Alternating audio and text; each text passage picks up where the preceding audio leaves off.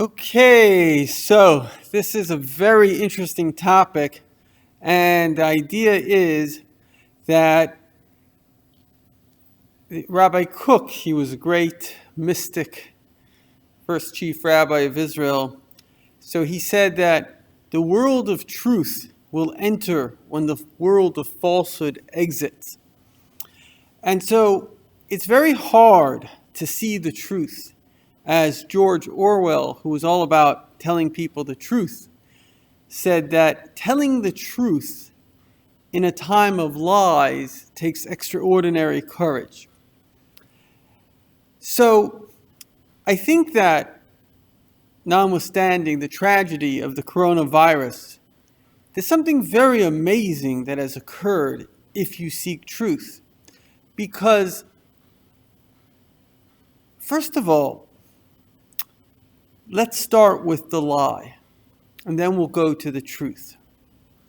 The lie is that bigger is better. If your country is richer, it's better. If it's more powerful, it's better.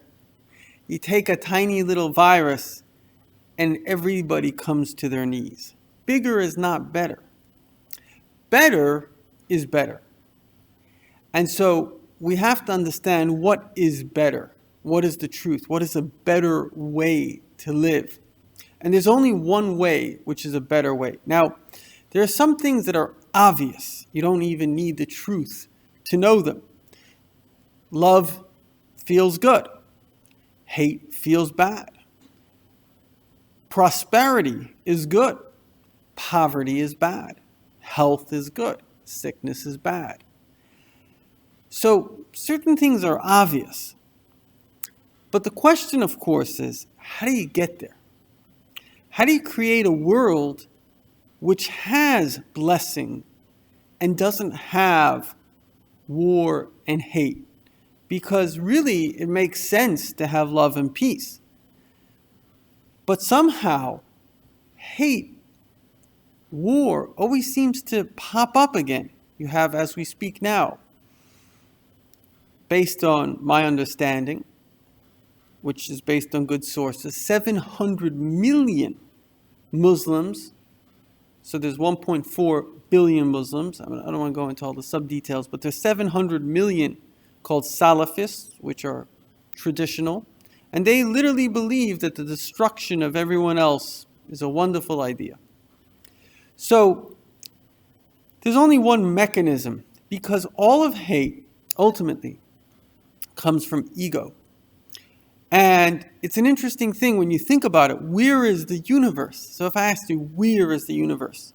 So you would always make a mistake, point to the universe. You'll always point outward. But let me show you where the entire universe exists, right over here. There are more I don't want to say the wrong thing, but I think it's neurological connections between neurons in your brain than there are stars in the universe. There are, I don't know, 100 billion galaxies, 100 billion stars. There are more neurological connections in your brain. Your brain is very, very sophisticated in learning information.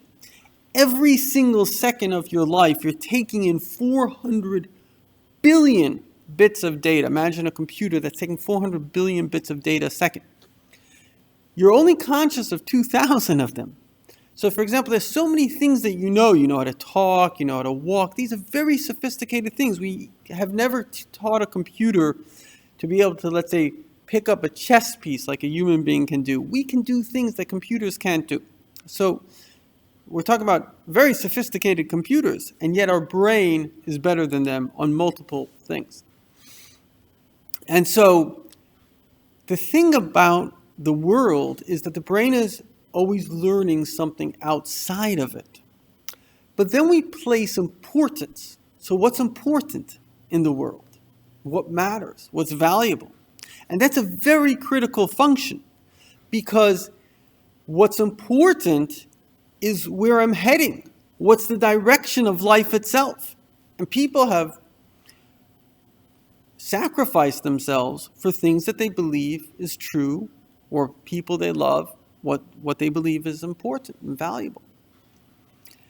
So when our ego, which really comes from low self-esteem, it's not a healthy thing. Like the previous Rebbe said, that if somebody's hand is hurting them, it's a sign that there's something wrong with the hand. You shouldn't be feeling your hand.